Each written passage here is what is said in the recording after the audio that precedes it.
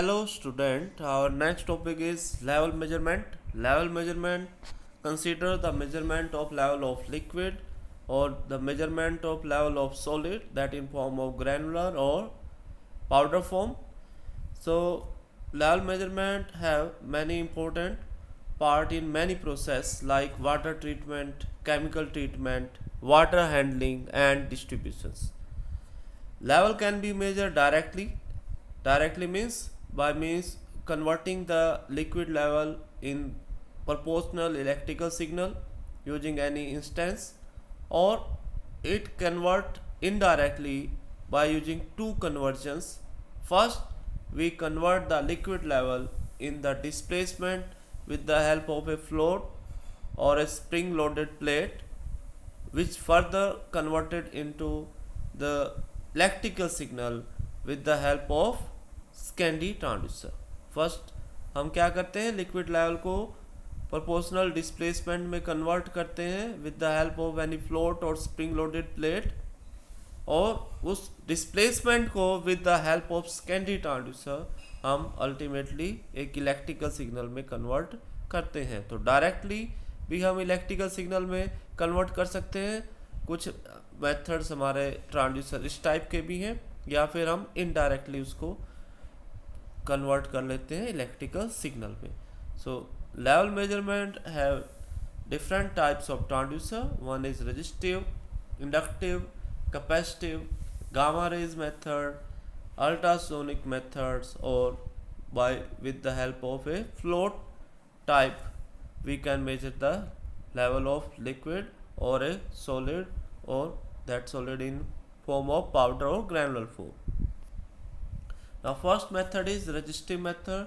As you seen in this diagram, there is a tank which is filled with liquid, and in the bottom there is a U-shaped tube which is filled with the mercury, and tube also have parallel number of contact rods that is used to varying the resistance.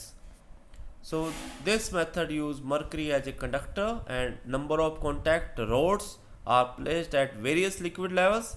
As the head H increase, the rising of mercury above the datum means जो starting point है, starting point of the scale. So जैसे जैसे liquid का level means H increase होगा, वैसे वैसे हमारा जो है mercury ट्यूब में increase होगी. mercury increase होगी तो जो कॉन्टैक्ट रोड्स हैं वो शॉर्ट होती चली जाएंगी, हमारा रेजिस्टेंस कम होता जाएगा, तो आउटपुट हमारा उस हिसाब से चेंज होता जाएगा.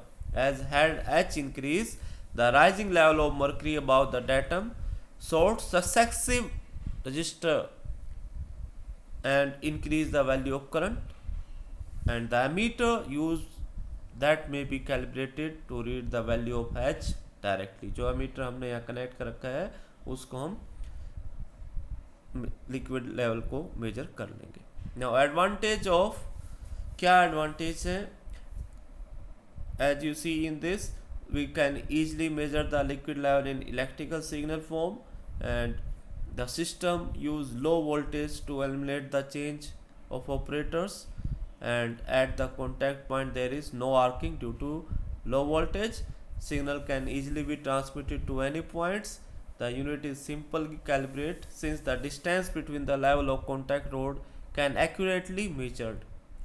डिफरेंट लेवल पे हम रोड्स को प्लेस करते हैं तो उससे हमें एक्यूरेटली पता लग जाता है कि क्या लिक्विड का लेवल था.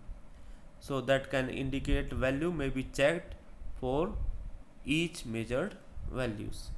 It's have some disadvantage also.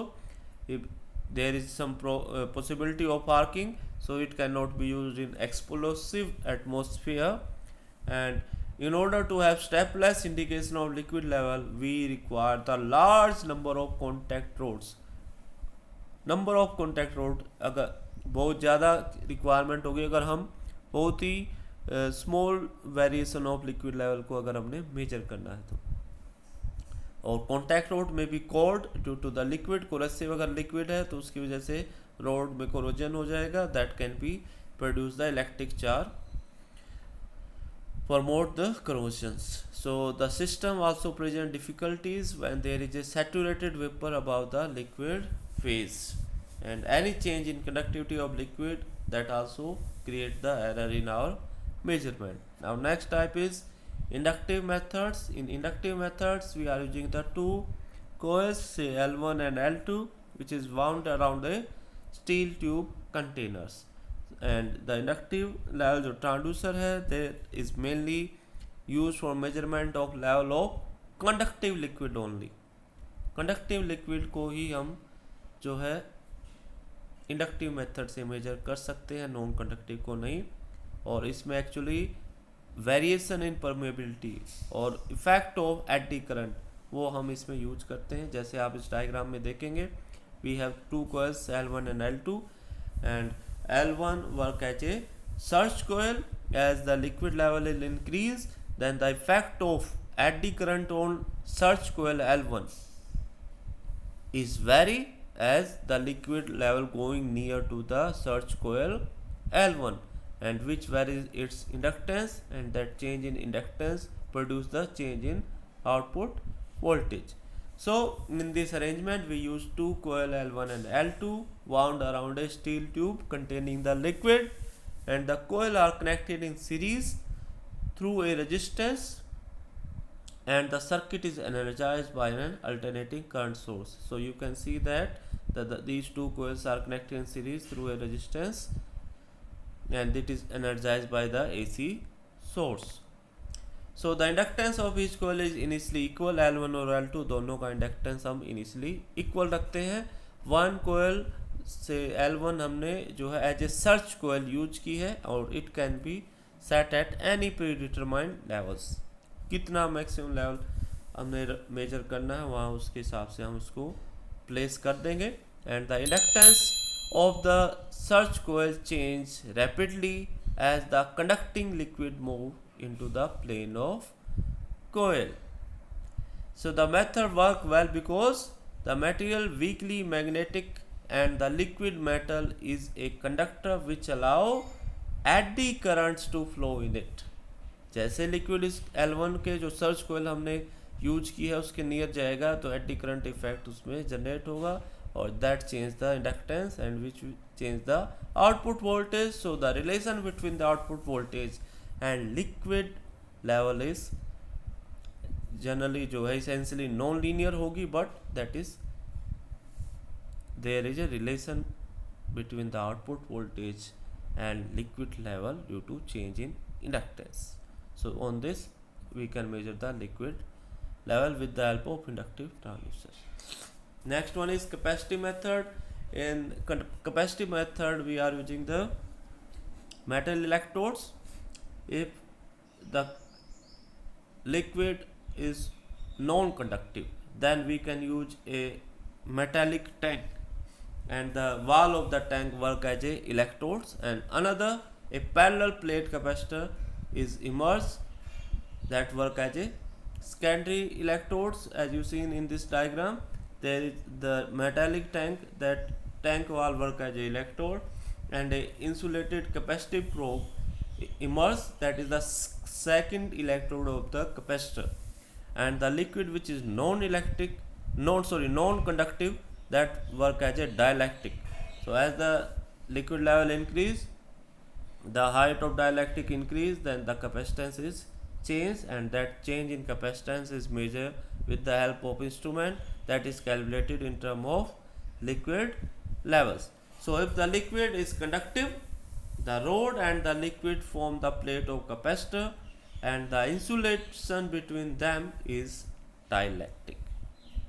अगर हमारा जो लिक्विड है वो कंडक्टिव है तो उस केस में जो है हम टैंक को मेटालिक ना लेके आपका एक नॉन मेटालिक होगा, और जो कंडक्टिंग लिक्विड है that also work as a electrode, and there is the immerse electrodes, and in between these two the insulation work as a dielectric.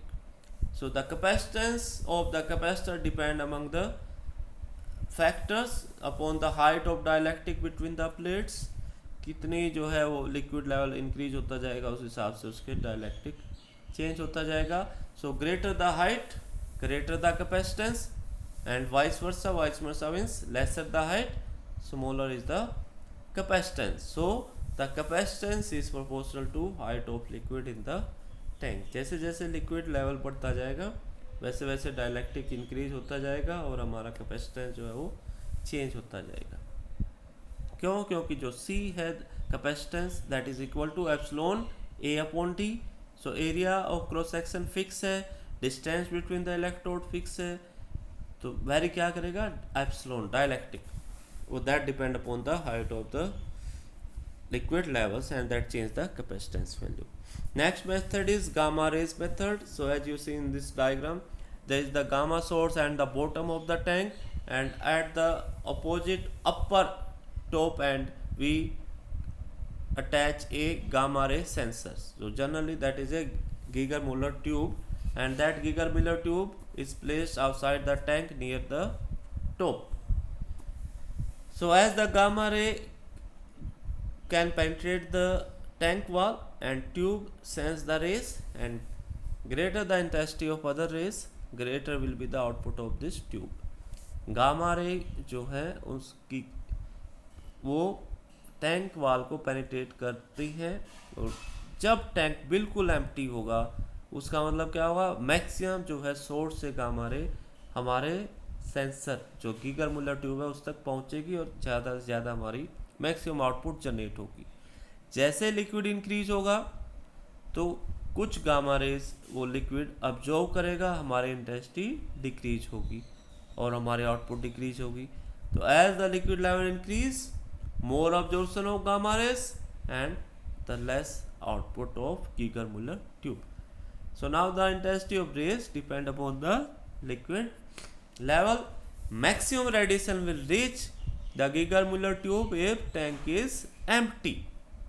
जब टैंक खाली है तो सारी जो सोर्स ने एमिट की गामा रेज वो आपके जो सेंसर ट्यूब है, गीगर-मुller ट्यूब है, उस तक पहुंचेगी. But if there is some liquid in, some of rays will be absorbed by the liquid and the radiation reach the tube will be small, hence the output is also small. Higher the level of the liquid, greater is the absorption and lesser is the output. Thus the output of Geiger-Müller tube is inversely proportional to the liquid. जितना ज़्यादा liquid level होगा उतना ही output कम होगी. So output of Geiger-Müller tube is in form of pulses which can be counted by a counter, and the counter may directly calibrate in terms of liquid levels. And now next method is ultrasonic method.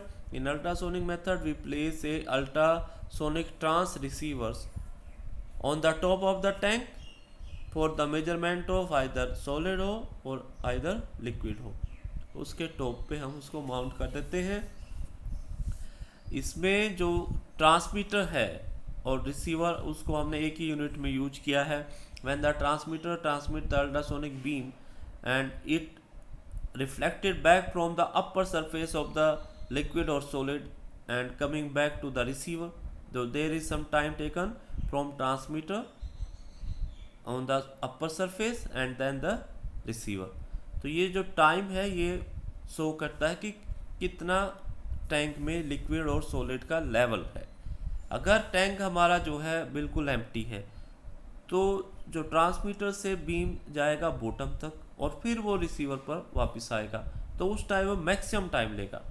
अगर tank fill up भरा हुआ है तो उस time जो है वो सबसे कम टाइम जो बीम है ट्रांसमीटर से रिसीवर तक आने में लेगा. ठीक है, तो H जैसे हमने डायग्राम में दिखाया है H डैश जितना कम होगा उतना ही टाइम कम लेगा. H डैश की वैल्यू जितनी ज़्यादा होगी और यू कैन से H की वैल्यू जितनी कम होगी उतना ज़्यादा टाइम लेगा. So beam is projected downward by the transmitter and reflected back by the surface of solid और liquid contain in the tank. So the beam is received by the receiver and the time taken by the beam is a measure of the distance travel by the beam. The time t between the transmitter and receiver is proportional to the distance h dash between the ultrasonic set and the surface of the content of the tank. जो tank है उसके surface किस चीज़ का, जो liquid या solid tank के अंदर है उसका अपर सरफेस सो टी जो टाइम है that is proportional to H dash और that is directly proportional to H minus capital H minus H capital H means height of tank और small H means height of level of liquid or solid. So since the distance h between the ultrasonic set and the bottom of tank is fixed, so time t is measure of level h. Now last method is float type methods. A float जो है that can be operated with the help of voltage potential divider or it can be used directly on a scale indicator. Here we are converting जो plot है उसको जो उसका plot को हम एक पॉइंटर से किसी स्केल पे भी हम डिस्प्ले कर सकते हैं, मगर हम जनरली रिक्वायरमेंट है कि हम इलेक्ट्रिकल सिग्नल में इसको कन्वर्ट करें, तो इसलिए हमने प्लॉट को with the pure arrangement wiper के साथ एक पोटेंशियोमीटर से कनेक्ट किया है जो एक वोल्टेज डिवाइडर पोटेंशियोमीटर की तरह वर्क कर रहा है. As the liquid level raise in the tank, जो float which is generally a hollow ball वो इंक्रीज होगी, रेज करेगी. जैसे जैसे वो रेज होगी वैसे वैसे जो पोटेंशियोमीटर का उसका रेजिस्टेंस डिक्रीज होगा और वोल्टेज लेवल इंक्रीज होगा. सो हाइट जितनी ज़्यादा लिक्विड लेवल इंक्रीज होता जाएगा उतनी ज़्यादा वोल्टेज हमारी बढ़ती जाएगी. Its arm cause the wiper, float की जो आर्म है that cause the wiper to move over the potential divider whose output terminal are connected to a voltmeter. As the float rise, a greater part potential divider is included in the output, that giving increase in output voltage. So the output voltage V is proportional to the liquid level H. The output terminal from the potential divider may also taken to a remote location for display and control. जरूरी नहीं है कि वो आप जो display है वहीं पे करें, कुछ डिस्टेंस के साथ या कहीं कंट्रोल रूम है या आपका एक अनदर प्लेस पे भी आप उस लिक्विड लेवल को डिस्प्ले कर सकते हैं.